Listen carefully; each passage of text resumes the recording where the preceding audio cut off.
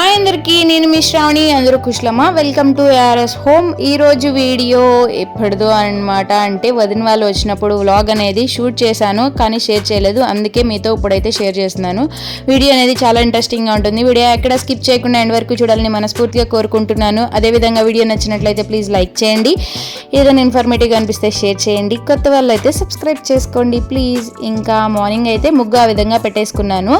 అయితే ఇది రాఖీ అప్పుడు వదిన వాళ్ళు వచ్చారు కదా, అప్పుడు షూట్ చేశాను అనమాట. కానీ తీసింది మళ్ళీ డిలీట్ చేయడం ఎందుకు, పోస్ట్ చేయాలి కదా, మీకు షేర్ చేయొచ్చు కదా. దాంట్లో కొంచెం ఇన్ఫర్మేటివ్ ఉందిలే, అందుకనే షేర్ చేశాను.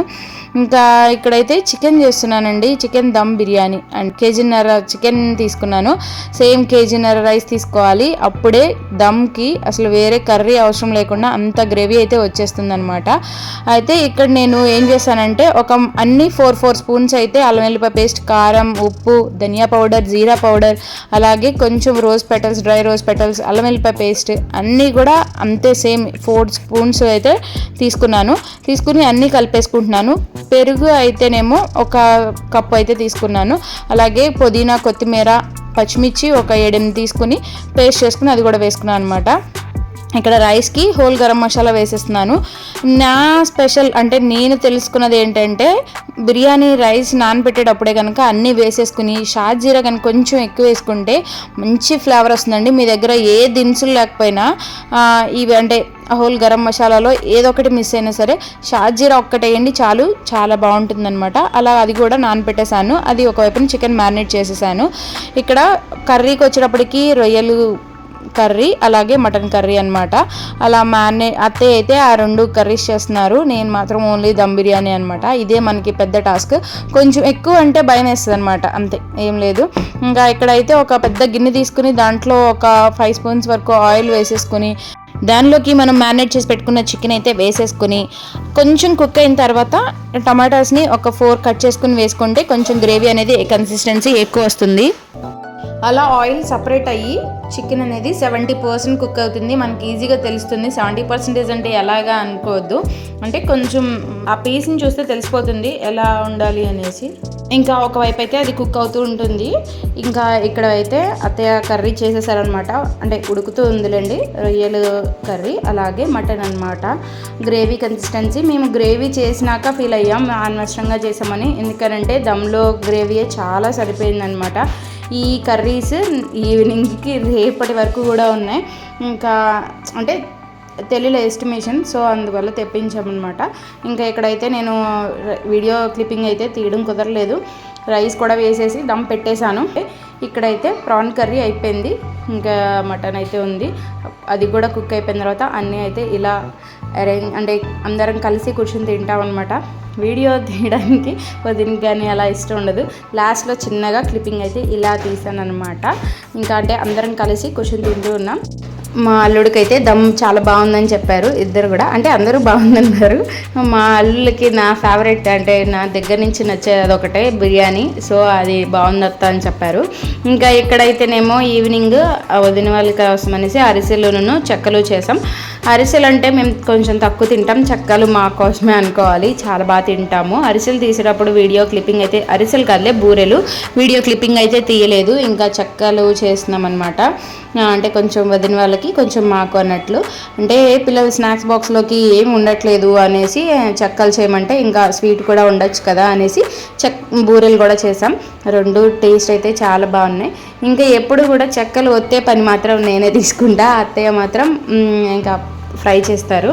నేను బాల్స్ చేసి కలపడం మాత్రం అత్తయ్య కలుపుతారు. నేను ఇంకా బాల్స్ చేసుకుని ఇలా ఒత్తుతాను అనమాట. నాకు ఇలా ఒత్తడం కూడా చాలా ఇష్టము. ఇంకా అత్తయ్య అయితే అక్కడ ఫ్రై చేస్తూ ఉన్నారు. ఇంకా ఇక్కడ బూరెలు అవన్నీ క్లిప్పింగ్ తీయలేదని చెప్పాను కదా, కొంచెం హాఫ్ వదిన వాళ్ళకి ఇచ్చిన తర్వాత కొంచెమే చేసాము, ఎక్కువ చేయలే. ఎందుకంటే మళ్ళీ దసరా వచ్చేస్తుందిగా, అప్పుడు మళ్ళీ ఉండాలి అంటే చేస్తాం కదా అనేసి అన్నట్లు. చెక్కలు మాత్రం చాలా అంటే చాలా బాగున్నాయి టేస్ట్. నేను అసలు బూరెలు తిననండి, అందుకే దాని టేస్ట్ నేను చెప్పలేకపోయాను.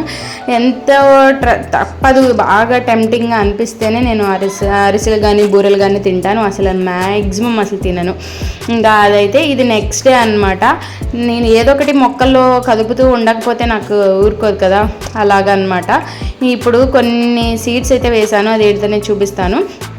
కొన్ని రిపోర్ట్ చేయాల్సినవి ఉన్నాయన్నమాట.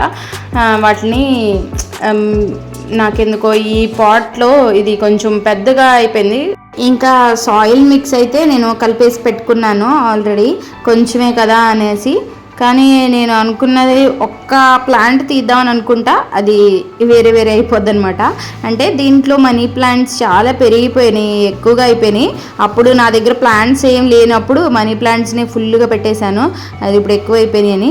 దీంట్లోంచి నేను తీసిన తర్వాత చూసారా ఒక పురుగులు ఎగిరాయి, మీరు చూసారా లేదో, అవి తేనెటీగల్లాగా ఉంటున్నాయండి.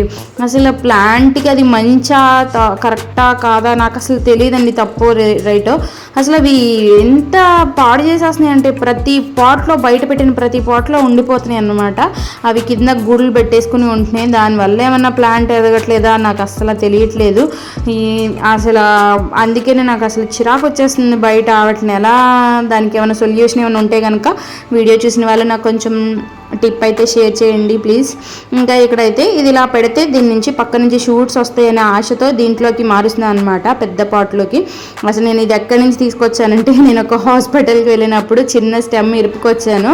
అక్కడ ఇంకా తీసుకొచ్చిన వెంటనే చిన్న దాంట్లో పెడితే బాగా వస్తాయి కదా అనేసి నేను ఏ ప్లాంట్ స్టెమ్ లాగా తీసుకొచ్చిందన్నా సరే నేను పెరుగు కప్లోనే పెడతాను. ఎందుకని అవి ఈజీగా ప్రాపగేట్ అవుతాయి. నా దగ్గర ఎందుకైనా తెలీదు, అంటే ప్రొపగేట్ చేసుకోవడానికి కూడా బాగుంటుంది, నాకు నచ్చింది అనమాట. అంటే బాగా బతుకుతాయి అవి అన్నీ బాగా. అందుకనేసి నేను ఫస్ట్ ఆటలోనే పెడతాను, ఆ తర్వాత పాటింగ్ వేరేగా మారుస్తాను. ఆ మనీ ప్లాంట్ నాకు ఏం చేయాలి, వేరే ఎందుకులే పాడేయడం అనేసి నేను ఒక అదే కూర గిన్నెలు ఉంటాయి కదా అదనమాట, ఆ బాక్స్లో అయితే వేసేసుకున్నాను అనమాట.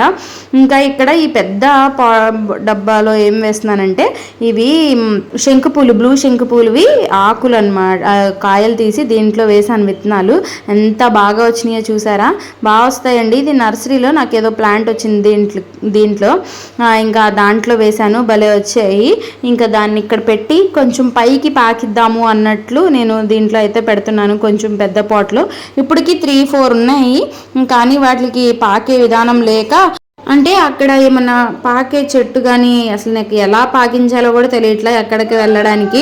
అవి కూడా పెద్ద పాట్స్, అందుకని ఈ దీంట్లో పెట్టి పైకి పాకించాలని ఒక ఆశతో దాన్ని పెట్టాను అనమాట. నేను ఒక్క ప్లాంట్ చేంజ్ చేద్దాం అనుకుంటా, అలా అలా అలా నాకు ఎక్కువైపోద్ది అనమాట. ఈ పాట్ ఖాళీగా ఎందుకు ఉండడం అనేసి, షార్ట్ ప్లాంట్ ఉంది కదా దాన్ని నేను చిన్నగా ఇంట్లో పెట్టుకోవచ్చు కదా, అసలు ఇంట్లోదే చనిపోయింది. ఇంకా అమ్మ వాళ్ళ ఇంటి దగ్గర మొన్న చూపించాను కదా, అదంతా బాగా వచ్చిందో. వాళ్ళకి ఇంతే చిన్న స్టెమ్ అండి నాకు ఇచ్చారు వాళ్ళు, అది తీసుకొచ్చి అమ్మ వాళ్ళ ఇంటి దగ్గర పెట్టాను. అసలు భలే వచ్చింది. నేను ఇలాంటిదే దీంట్లోనే ఈ పోటే కొనుక్కొచ్చాను, కానీ ఇది చనిపోయింది అనమాట. ఇంకా అందుకని అమ్మ వాళ్ళ దగ్గర తీసుకొచ్చింది. ఇంకా ఇంట్లో పెట్టుకుంటే బాగుంటుంది కదా. నేను ప్లాంట్స్ ఎప్పుడు ఒకేలాగా ఉంచనండి, ప్లాంట్స్ అనేది ఇంట్లో పెట్టుకోవడం నాకు ఇష్టం. ఈ ప్లాంట్స్ ఎప్పటి నుంచి ఇష్టపడుతున్నానో అప్పటి నుంచి ఇంట్లో కూడా పెట్టడం అనేది ఇష్టం అవుతుంది. నేను వీడియో కోసం మాత్రమే కాదు, ప్లాంట్స్ ఇంట్లో పెట్టడం అదంతా నాకు నచ్చుతుంది. నేను వీడియో షూట్ చేయకముందు కూడా వచ్చి చూడండి, అవే ఉంటాయి. కానీ నేను కొన్ని చేంజెస్ చేస్తాను, అంటే ప్లాంట్స్ పెట్టేటప్పుడు. అయితే ఇంకా ఇక్కడ అది పైనాపిల్ పైన వచ్చింది, అది కూడా పడేయడం ఇష్టం లేక అది కూడా బాగుంది కానీ పెట్టాను అనమాట. ఇంకా ఇక్కడ ఒక వైర్ అనమాట, బయట కరెంట్ పని చేశారనమాట నిన్న. అయితే ఒక వైర్ కనిపించింది, అది మా ఇంటికి ముందలే పడింది. ఓకే, దీన్ని ఏదో ఒకటి చేయాలి అని చెప్పేసి నాకు అనిపించింది. అయితే ఇలా హార్ట్ షేప్లో పెట్టి దీని మీద టర్టల్ వైన్ పాకిస్తే బాగుంటుంది కదా అనేసి అనుకున్నాను. నేను ఇది గ్రో అయిన తర్వాత చాలా బాగుంటుందని నాకు అనిపిస్తుంది. ఇంకా ఇదేనండి ఈరోజు ప్లాంటింగ్ వీడియో అంతా. మీకు నచ్చింది అనుకుంటున్నాను. ప్లీజ్ నచ్చితే లైక్ చేయండి. మీకు ఏదైనా ఇన్ఫర్మేటివ్గా అనిపిస్తే మీ ఫ్రెండ్స్ అండ్ ఫ్యామిలీతో షేర్ చేయండి. కొత్తగా వాళ్ళైతే కనుక సబ్స్క్రైబ్ చేయడం అస్సలు మర్చిపోకండి. ఇంకో మంచి వీడియోతో మళ్ళీ మీ ముందు ఉంటాను. Thank you for watching.